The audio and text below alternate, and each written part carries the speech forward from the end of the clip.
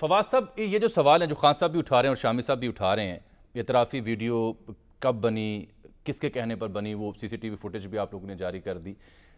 उसमें मुलजिम क्या कह रहा है, फिर उसका पोलीग्राफिक टेक्स्ट, उसकी रिपोर्ट भी आ गई। इस रिपोर्ट में किसके कहने पर बनी, किस ताकत की वजह से उनके खिलाफ एफआईआर दर्ज नहीं हो सकी, इसका जवाब कहाँ से ढूंढेंगे, कैसे ढूंढेंगे, बताएं ना आप।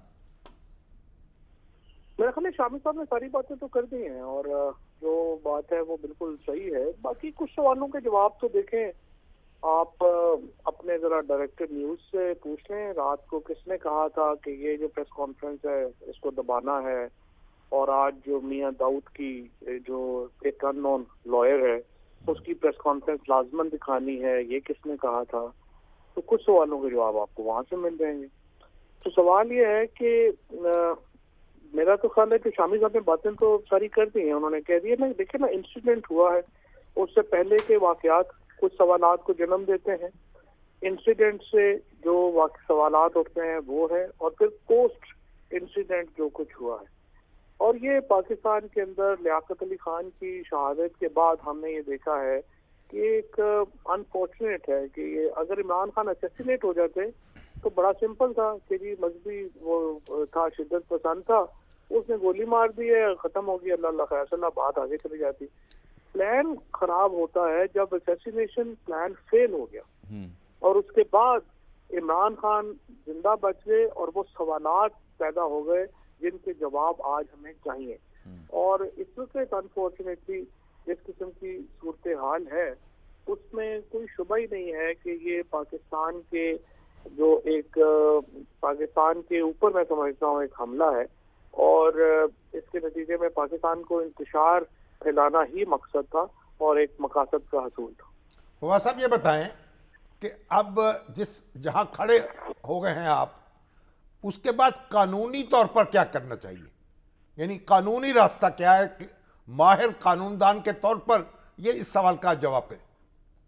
कानूनी तौर के ऊपर तो देखें ना, बड़ी सीधी बात है कि वो आपने जो प्रिलिमिनरी इन्वेस्टिगेशन है, पहले तो देखें 1867 में पाकिस्तान में ये पाकिस्तान पीनल कोड और क्रिमिनल प्रोसीजर कोड आया था। 1867 से ये कानून है कि जिस कंप्लेनेंट जिसके साथ ज्यादती हुई है पहला हक एफआईआर कराने का उसको है। ठीक। सुप्रीम कोर्ट ने अरशद शरीफ के केस में और इमरान खान के केस में ये 150 साल का पुराना कानून ही बदल दिया, और अब इमरान खान एक कंप्लेंट, उनकी जो कंप्लेंट है उस पर एफआईआर ही दर्ज नहीं हुई अरशद शरीफ। मगर ये बात तो अब सुप्रीम कोर्ट से होके वापस आ गई ना। मैं यही तो बता रहा हूँ ना, शुरू तो यहाँ से हुआ, सुप्रीम कोर्ट से काम से हमारे को। सुप्रीम कोर्ट के सारे फैसले सही तो नहीं होते ना जी, सुप्रीम कोर्ट का फैसला फाइनल होता है, सही होना तो जरूरी नहीं है। दुरुस्त है, तो ये भी सुप्रीम कोर्ट का लेकिन फाइनल तो हो गया ना फिर। और फैसला तो फिर आगे प्रोसीड कैसे करेंगे? अब पुलिस ने जो जेआईटी है उसके बाद चालान होगा, वो चालान दाखिल होगा अदालत में, ये कैसे प्रोसेस होगा मामला? जी प्रिलिमिनरी तो उन्होंने कर दिया ना।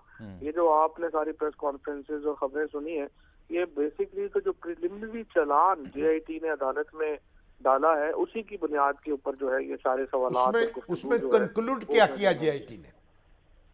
उसमें जो कंक्लूड जो किया है वो यही जो 7 सवालात हैं, जब तक इनकी कंक्लूजन नहीं होती उस वक्त तक कंक्लूड तो नहीं हो सकेगा। तो ये तो तफ्तीशी है, जो मुकदमे की तफ्तीश करने वाले हैं उनको इन सवालों के जवाब ढूंढने होंगे ना। बस शामिल साहब ढूंढने तो मुश्किल है ना, कैसे ढूंढे बेचारे जिनका पर एक बड़ा दिलचस्प और बड़ा तशवीशनाक नुक्ता ये भी है ना चौधरी साहब कि जवाब जब ढूंढने के लिए डीपीओ के फ़ोन का फोरेंसिक करने का कहा गया उसने इनकार किया, सीटीडी के जिम्मेदार से जब बात करने की कोशिश की उसने ताउन से इनकार किया। तो इन दो मामलात के बगैर तो जवाब नहीं मिल सकते बुनियादी। और तीसरा भी है जो वो इंटरनेट इस्तेमाल कर रहा था मुलजम, उसका कहा गया एजेंसीज को कि आप मेहरबानी करें, आपके पास कैपेसिटी है, आईपी एड्रेसेस जो हैं उनके हमें ढूंढ के दिखा दे, वो भी इनकार कर दिया गया कि वो भी अभी हम नहीं दे सकते। अब जैसा ये दो तीन सवालात और हैं, मैं आपकी मौजूदगी का फ़ायदा उठाऊंगा ताकि आप हमें गाइड कर सकें। जब डीपीओ ने फोरेंसिक नहीं कराया, ताउन नहीं किया, जो खान साहब भी फरमा रहे थे, तो ये साहब अभी भी वहाँ डीपीओ क्यों है? हाँ, ये तो सवाल बिल्कुल बनता है आपका, और एफआईआर का ना होना भी सवाल बनता है, और इस तरह के ये सारे सवाल बनते हैं। मगर- बेसिकली तो देखे ना, जैसा खान शेर साहब ने साहब, कहा कि देखिए ना, हमें तो मालूम हुकूमत ही है। आपकी, वजीर आला आपके, और वो उस जगह लगे हुए हैं डीपीओ जो उनका अपना ज़िला है, और वहाँ पर अभी तक वो डीपीओ हैं, इसके बावजूद कि उनके कहने पर वो रिकॉर्डिंग हुई और फिर उन्होंने ताउन से भी इनकार किया। तो ये तो यक जुम्बिश कलम उनको हटाने का मामला होना चाहिए था ना। बस देखिए ना, अब इसका मतलब ये है कि उनको कोई तहफ़्फ़ुज़ तो दे रहा है ना, कौन तहफ़्फ़ुज़ दे रहा है? आप पूछ लें ये मियां दाऊद की प्रेस कॉन्फ्रेंस किसने अरेंज कराई थी, आपको बड़े सवालों का जवाब पता चल जाएगा। तो सब आप जो ही आप भी इस आप भी सवाल कुछ का जवाब पूछकर देंगे। बता दें हमें, पंजाब हुकूमत से पूछ के बता दें। पंजाब हुकूमत को छोड़ें, आप अपने डायरेक्टर न्यूज से ही पूछ लें, पास ही हैं आपके नवीद काशिफ को, यहीं पे फोन करके पूछ लें। मैं आपसे अर्ज वो कर तो मैं- डायरेक्टर न्यूज से ऊपर की चीज है भाई। मैं आपको वाजे कर सकता हूं कि मेक श्योर किया मैंने आज प्रोग्राम में कि जहां आपका शॉट चलाऊं, जहां खान साहब की बात करूं, राना नहीं, सनाब की आप बात तो करूं, चलाएं। या मियां मैं तो ये बात नहीं कर रहा। नहीं, सवालात ये बात करो। जो दाऊद की। सवालात हैं उनकी अहमियत से इनकार नहीं है, मगर मेरा सवाल ये है कि आगे कैसे प्रोसीड करेंगे।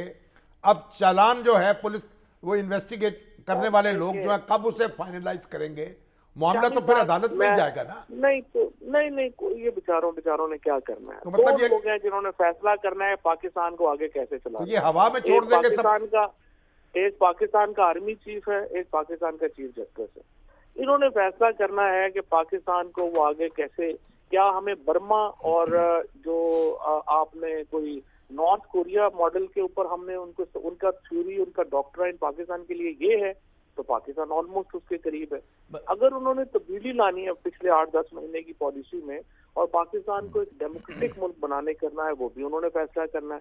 मैं और आप तो कमजोर लोग हैं, हमारी तो जाहिर है कोई इसके ऊपर अच्छा, ओपिनियन या बात ही जो है वो कर सकते हैं। ये और बातें फैसले आपकी तो अपनी उन्होंने जगह जो सब दुरुस्त हैं एतराज़ की सूरत में, लेकिन coming back to that thing, ये अगर वो डीपीओ चेंज नहीं है या वो ताउन नहीं कर रहा, हुकूमत आपकी, प्रवेले साहब आपके, तो वज़ीर आला पंजाब जिनको आपकी हिमायत हासिल है, खुल के कहें जी मैंने इसे तब्दील करने की कोशिश की है, मुझे फलान ही नहीं करने दिया, इसमें क्या हर्ज है?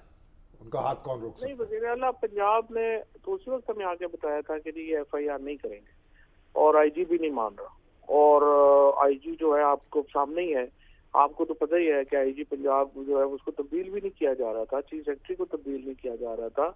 और बहुत पंजाब में हमारी हुकूमत जो है वो तो नाम ही की हुकूमत है ना। अगर जिस सूबे में इमरान खान अपनी FIR नहीं करा सके, वहाँ पे क्या हमारी हुकूमत है? तो बस ये गुजारा टाइप चल रहा है, बस चलिए, उस टाइप एक एक एक arrangement एक चल और रहा है। नुक्ता, ये जो आज खान साहब ने खुद इस रिपोर्ट की रोशनी में जो सवाल उठाए हैं बुनियादी, जिसकी वजह से आपको जहमत दी है, क्या यही बयान खान साहब JIT के सामने देंगे या JIT उन तक पहुंची? JIT का तो वो हिस्सा नहीं बनेंगे, क्योंकि हमारी हाई कोर्ट में केस पेंडिंग है FIR के लिए। अगर वो हम JIT का हिस्सा बन जाएंगे तो फिर FIR में हमारा केस जो है वो नहीं रहता। लेकिन असूली तौर के ऊपर तो अब भी इमरान खान का जो वर्जन है वो प्रिवेल होना चाहिए, और उसके ऊपर जो है वो आगे बात जो है वो चलनी चाहिए।